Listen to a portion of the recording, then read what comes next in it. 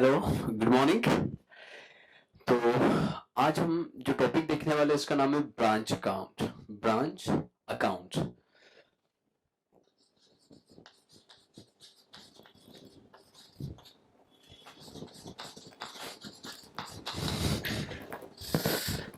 अब देखिए, branch account और कंसाइनमेंट अकाउंट, शायद आप लोग कंसाइनमेंट भी जानते होंगे। ब्रांच अकाउंट और कंसाइनमेंट अकाउंट आप कह सकते हो 60 to 70% ऑलमोस्ट सिमिलर होता है, लेकिन कुछ डिफरेंसेस होते हैं कि कंसाइनमेंट कहाँ अप्लाई होता है और ब्रांचेस कहाँ होती है। या देखिए, अगर से बिजनेस को एक बहुत बड़े लेवल पे अगर से आपको एक्सपांड करना है तो आपको ब्रांच के थ्रू ही आप अपना बिजनेस एक्सपांड कर सकते हो। तो हम ब्रांच अकाउंट में सबसे पहले देखेंगे कि इसका मीनिंग क्या होता है, इसका पर्पस क्या होता है ब्रांच का। मुझे बताइए कि अगर से हमें हमारा बिजनेस ग्रो करना है, बिजनेस को एक्सपांड करना है, बिजनेस को बढ़ाना है, तो हमारे पास में क्या सोर्सेस हैं कि हमने क्या करना चाहिए, हमारी ब्रांचेस ऑपरेट करना चाहिए। कहाँ पे? दूसरी लोकेशंस में, दूसरे एरिया में, दूसरे सिटी में, दूसरे स्टेट में या फिर अदर कंट्रीज में। इससे क्या होगा, हमारा बिजनेस एक्सपांड होगा। तो सबसे पहले तो ब्रांच का मीनिंग हम देखते हैं। ब्रांच का मीनिंग तो क्या होता है, ब्रांच का मीनिंग क्या होता है? हम उसको कह सकते हैं it is a sub division या फिर part of the main. It is a part और सब डिविजन, एक बहुत बड़ा ऑर्गेनाइजेशन और उसके जो छोटे छोटे पार्ट्स होते हैं वो कहलाएगा बेसिकली ब्रांच। एग्जांपल के लिए SBI, state bank of India, हम सब जानते हैं एशिया का लार्जेस्ट बैंक है स्टेट बैंक ऑफ इंडिया। उसकी हर सिटी में नियर अबाउट 20 to 30 और 50 ब्रांचेस होगी या उससे भी ज्यादा हो सकती है। तो बिजनेस को एक्सपांड करने का एक तरीका है कि अगर से हमको हमारा बिजनेस एक्सपांड करना है तो हम क्या करेंगे, हमारे बिजनेस की ब्रांचेस ओपन करेंगे। तो ब्रांच यानी क्या हो सकता है, तो हम कह सकते हैं it is a part of the organisation और सब डिवीजन।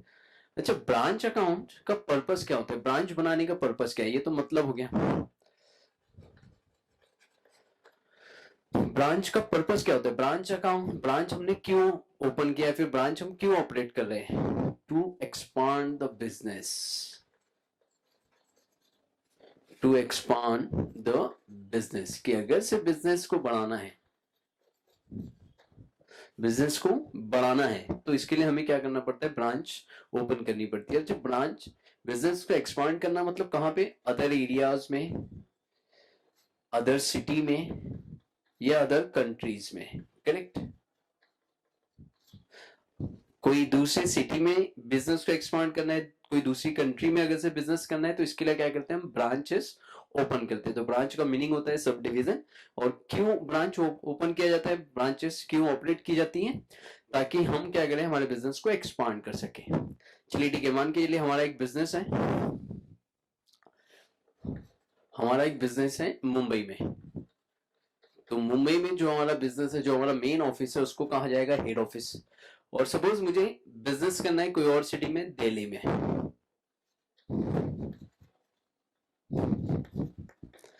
तो मैंने क्या किया कि हमारा जो मेन ऑर्गेनाइजेशन का जो मेन ऑफिस है, हम बिजनेस कहाँ भी ऑपरेट कर रहे हैं, मुंबई में। तो मुंबई हमारा हेड ऑफिस माना जाएगा। और सपोज मुझे बिजनेस दिल्ली में भी करना है तो मैं क्या करूंगा, दिल्ली में एक ब्रांच ओपन करूंगा।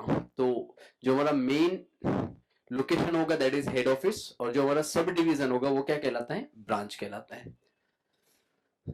मुझे बताइए इसकी अकाउंटिंग क्यों की जाती है, इसकी सेपरेटली अकाउंटिंग क्यों की जाए, इसकी सेपरेटली अकाउंटिंग क्यों की जाए? हमारा ही ऑर्गेनाइजेशन है, मुंबई में भी हम ही बिजनेस कर रहे हैं, दिल्ली में भी जो बिजनेस हो रहा है वो भी हमारा ही है। तो फिर हमें उसी उसकी अकाउंटिंग अलग से क्यों करनी चाहिए, क्यों हमें ब्रांच की अकाउंटिंग सेपरेट करनी चाहिए? याद रखिएगा कि जैसे मान के चलिए कि हमारी 3 या 4 ब्रांचेस हैं और सपोज हमने उन 3 या 4 ब्रांचेस का अकाउंटिंग सेपरेटली नहीं किया, सभी को मिक्स करके क्या, कंबाइन किया, तो हमें ये समझ में नहीं आएगा कि किस ब्रांच में प्रॉफिट हो रहा है, किस में लॉस हो रहा है। जैसे हम सब जानते हैं कि हम जैसे एग्जाम देते हैं तो अलग अलग सब्जेक्ट्स होते हैं। तो यूनिवर्सिटी या फिर बोर्ड्स क्या होता है कि हर एक सब्जेक्ट के मार्क्स जो है वो हमको इंडिविजुअली डिक्लेयर करता है, हमको बताता है मार्कशीट में। सपोज मान के चलिए कि अगर से आपको इंडिविजुअली ना बताया जाए, एक टोटल कर दी जाए कि you are getting 400 out of 600, कि आपको 600 में से 400 मिले। लेकिन अब आपका क्वेश्चन होगा कि सर ये 400 कैसे मिले, मुझे ये तो बताइए कि इसमें अकाउंट्स में कितना है, इंग्लिश में कितना है, इकोनॉमिक्स में कितना है, एंड सो ऑन। तो जैसे हमें इंडिविजुअली पता करना होगा कि कौन से सब्जेक्ट्स में कितने मार्क्स मिले, वैसे ही हेड ऑफिस भी क्या करता है, हर एक ब्रांचेस का अकाउंट सेपरेट बनाएगा। क्यों बनाएगा? क्योंकि उसको ब्रांच वाइज क्या चाहिए, प्रॉफिट और लॉस चाहिए। उसको समझ में आना चाहिए कि किस ब्रांच में प्रॉफिट हो रहा है और किस ब्रांच में लॉस हो रहा है। क्लियर? तो अकाउंटिंग जो होती है वो सेपरेट की जाती है। क्यों की जाती है? क्योंकि हमको ब्रांच वाइज क्या चाहिए, प्रॉफिट और लॉस। ब्रांच वाइज क्या चाहिए, प्रॉफिट और लॉस हमें फाइंड आउट करना होता है। इसके लिए हम क्या करते हैं कि हर एक ब्रांचेस की अकाउंटिंग सेपरेट करते हैं। तो मीनिंग देख लिया, पर्पस देख लिया, और उसकी सेपरेट अकाउंटिंग क्यों की जाती है। अब देखते हैं इसके टाइप्स कि कितने टाइप्स की ब्रांचेस हैं। तो types of branch, there are three types of branches. There are three types of branches.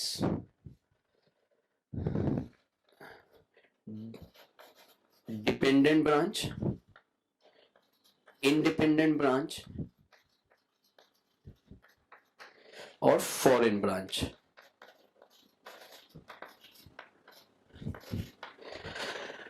Dependent branch, independent branch और फॉरेन ब्रांच। डिपेंडेंट ब्रांच का मीनिंग क्या होता है?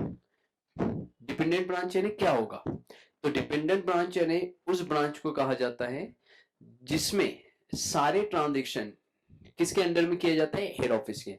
मतलब अगर से आपको कोई भी पेमेंट करना है या कोई भी गुड्स परचेज करनी है, इवन कोई भी डिसीजन अगर से आपको लेना है, तो आप किसके ऊपर डिपेंड रहोगे, हेड ऑफिस पे।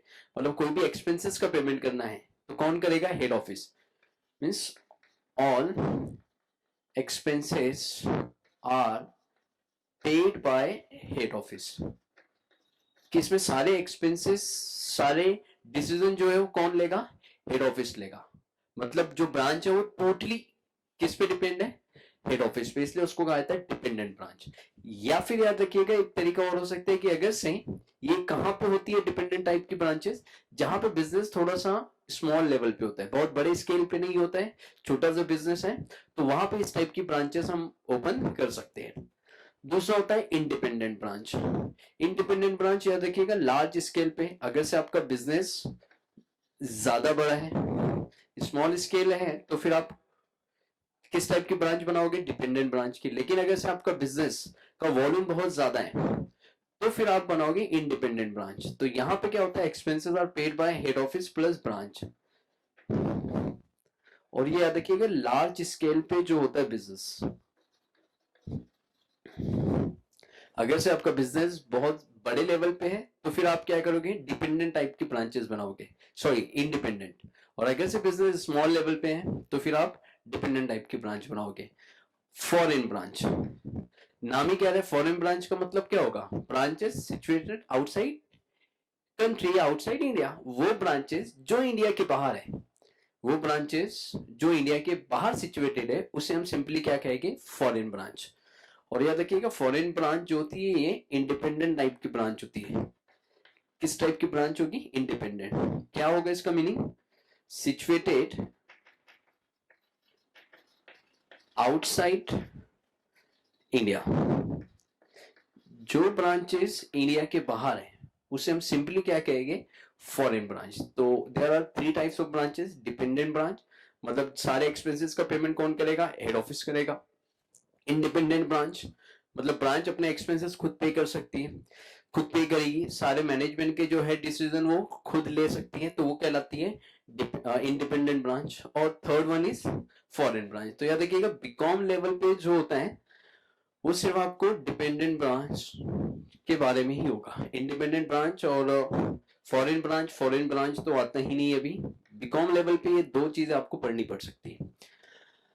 मीनिंग देखा, पर्पस, टाइप्स। अब देखिए इसके आगे, अब इसमें अकाउंटिंग करने की अलग अलग मेथड्स है। ये तो टाइप्स ऑफ ब्रांचेस देखा, अब इसमें अकाउंटिंग किस तरीके से की जाती है वो हम देखेंगे। तो accounting system, accounting system I think यहाँ तक के सभी को क्लियर हो गया है कि मीनिंग क्या होता है ब्रांच का। तो it is a sub division और part of the main. Purpose क्या है, तो हमारे बिजनेस को क्या करना होता है, हमें एक्सपांड करना होता है अदर एरियाज में, अदर सिटीज में, अदर स्टेट और अदर कंट्रीज में।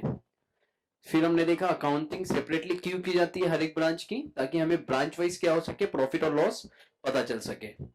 फिर हमने देखा टाइप्स ऑफ ब्रांच। अब हम देख रहे हैं अकाउंटिंग सिस्टम कि इसमें अकाउंटिंग किस किस तरीके से की जाती है। तो इसमें first one is debtor system. Debtor system, debtor system में क्या होता है कि हेड ऑफिस ब्रांच को जस्ट लाइक डेटर्स कंसीडर करता है। हेड ऑफिस ये मानता है कि जो भी ब्रांचेस है उसकी, वो सभी ब्रांच एज अ कस्टमर उसको ट्रीट करेगा। तो डेटर सिस्टम में क्या होगा कि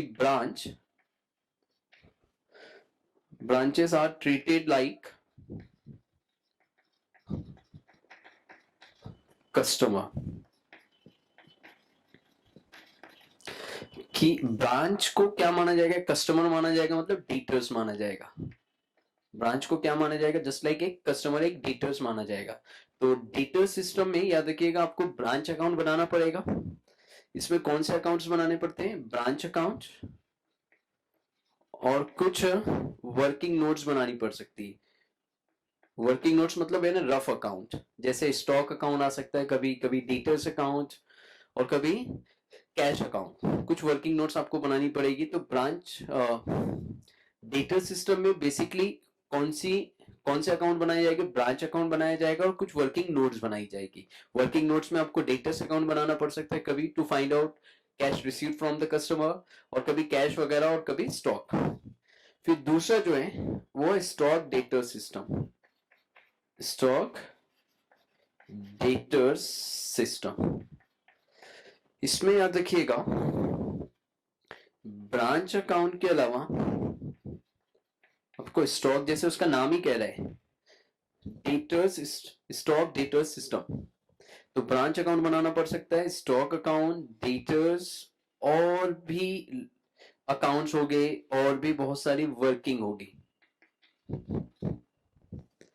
तो पहला कौन सा सिस्टम होता है, डेटर सिस्टम, फिर स्टॉक डेटर सिस्टम, और तीसरा होता है फाइनल अकाउंट सिस्टम।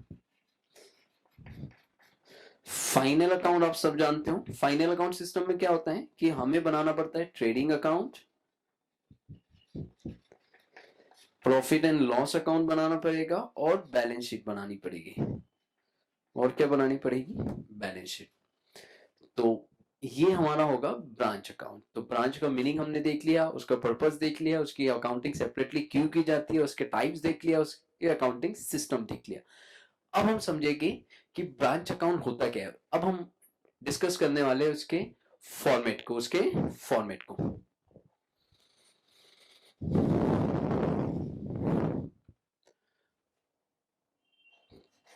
अच्छा, ब्रांच अकाउंट कौन बनाएगा, हेड ऑफिस। तो फर्स्ट लाइन में हम लिखेंगे in the books of head office.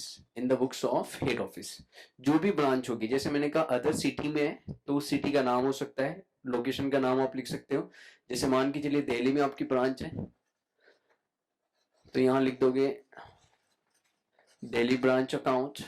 जिस ईयर के लिए बना रहे हो वो आपको मेंशन करना होगा। तो for the year ended, for the year ended on, जब भी ईयर एंड होगा।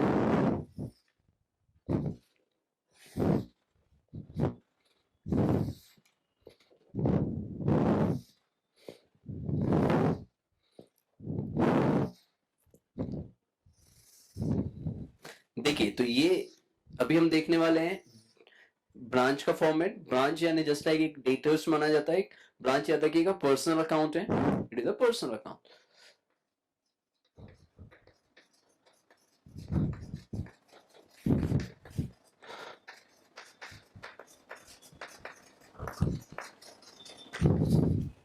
तो देखिए ब्रांच कौन बनाएगा, ब्रांच अकाउंट कौन बनाएगा, हेड ऑफिस। हेड ऑफिस क्या कर रहा है, हर एक ब्रांचेस के सेपरेट अकाउंट बना रहा है। तो हमने फर्स्ट लाइन में लिखा है in the books of head office. Head office की लोकेशन भी आप लिख सकते हो, जैसे हेड ऑफिस हमारा मुंबई में है तो हम यहाँ लिख देंगे in the books of head office that is Mumbai, Delhi branch account. कोई और भी सिटी, कोई और लोकेशन का नाम हो सकता है।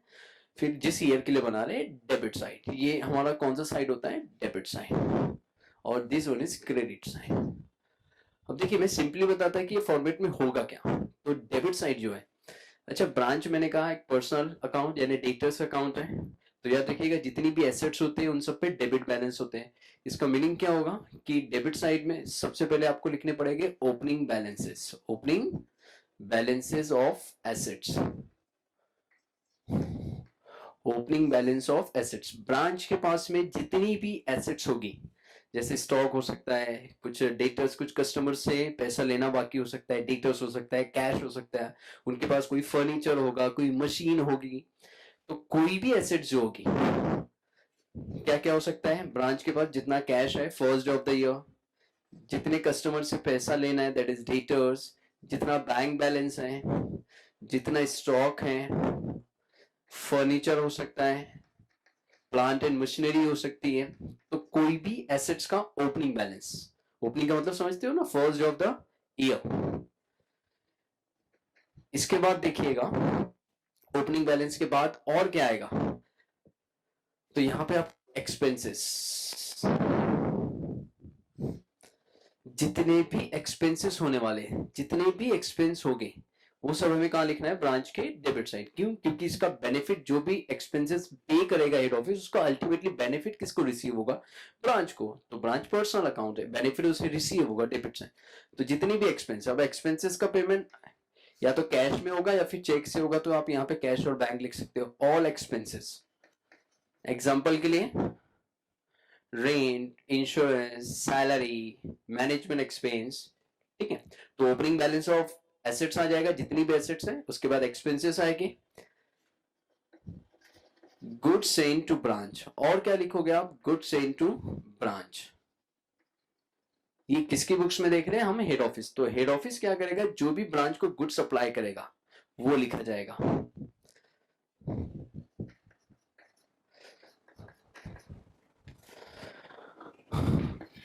इसमें याद देखिएगा एक अलग कंसेप्ट होता है इनवॉइस प्राइस वाला, वो हम अगले वीडियो में देखेंगे, तो उसके बारे में हम बाद में बात करेंगे। तो फिलहाल अभी याद रखिएगा कि ब्रांच के डेबिट में क्या लिखने है, सारी एसेट्स के ओपनिंग बैलेंसेस लिखने हैं, जो भी एक्सपेंसेस पे किया जाएगा वो लिखना है, गुड्स सेंड टू ब्रांच, कौन किसको सप्लाई करता है, हेड ऑफिस ब्रांच को, और बैलेंस, जो भी बैलेंसिंग फिगर आएगा, अगर से डेबिट में बैलेंस आया, एक मिनट, उसे प्रॉफिट एंड लॉस अकाउंट के नाम से लिख देंगे हम, सॉरी क्या नाम से लिखेंगे बैलेंस को, profit and loss account. Debit side अगर से आता है तो क्या माना जाएगा, प्रॉफिट माना जाएगा। तो डेबिट में इतनी चीजें आएगी। और याद रखिएगा जैसे मैंने यहाँ पे एसेट्स का ओपनिंग बैलेंस लिखा है, वैसे ही लायबिलिटी अगर से कोई होगी क्वेश्चन में दिया हुआ, जैसे क्रेडिटर्स हो गए, सप्लायर्स हो गए जिनको पेमेंट करना बाकी होगा, या कोई आउटस्टैंडिंग एक्सपेंसेस वगैरह हो गए, तो एसेट्स का ओपनिंग बैलेंस आएगा और साथ में लायबिलिटीज का क्लोजिंग बैलेंस आएगा। तो इतनी चीजें आपको ब्रांच के डेबिट में लिखनी है, एसेट्स का ओपनिंग बैलेंसेस, सारे एक्सपेंसेस, जो आपने गुड सप्लाई किया वो, लायबिलिटीज अगर से कोई है उसका क्लोजिंग बैलेंस, मतलब last day of the year, at the end of the year जो होगा वो, और जो बैलेंसिंग फिगर आएगा उसको नाम देके प्रॉफिट एंड लॉस। डेबिट में आया तो क्या माना जाएगा, प्रॉफिट माना जाएगा। अब एग्जैक्टली इसका अपोजिट आपको ब्रांच के क्रेडिट साइड में लिखना है। इधर में क्या लिखा था, ओपनिंग बैलेंस ऑफ एसेट्स, तो ऑब्वियस सी बात है इधर क्या आने वाला है, closing balance of assets, closing balance of assets, जितनी भी एसेट्स हैं उन सबकी क्लोजिंग बैलेंस, मतलब कैश का क्लोजिंग, स्टॉक का क्लोजिंग, डेटर्स का क्लोजिंग, फर्नीचर वगैरह है तो डेप्रिसिएशन माइनस करके जो बचेगा वो, और कोई एसेट्स होगी तो एग्जैक्टली इसका अपोजिट, इधर ओपनिंग बैलेंस ऑफ एसेट्स है, इधर क्लोजिंग बैलेंस ऑफ एसेट्स। इधर क्या लिखा था, एक्सपेंसेस लिखा था, तो यहाँ पे आपको उसके अगेंस्ट में इनकम लिखनी होगी। इनकम में आप क्या लिखोगे, तो आप लिखोगे कैश अकाउंट, कैश सेल, जो ब्रांच ने कैश में सेल किया वो, और क्या, ब्रांच ने अगर से किसी को क्रेडिट पे गुड सोल्ड किया था, मतलब कस्टमर से कुछ कैश अगर से रिसीव होता है तो वो भी क्या होगा, वो भी यहाँ पे ऐड करना पड़ेगा। तो cash receive from debtors, cash receive from debtors. मुझे बताइए ब्रांच ने जो सेल किया है, ब्रांच ने जो गुड्स सेल किया है, या फिर ब्रांच ने गुड्स सेल करके जो कस्टमर से कैश रिसीव हुआ वो ब्रांच अपने पास रखेगा क्या, नहीं, वो ब्रांच किसको सेंड कर देगा, हेड ऑफिस को। तो ब्रांच हेड ऑफिस को सारा कैश क्या करता है, सेंड कर देता है, भेज देता है, तो ब्रांच कौन हो जाता है, गिव अप।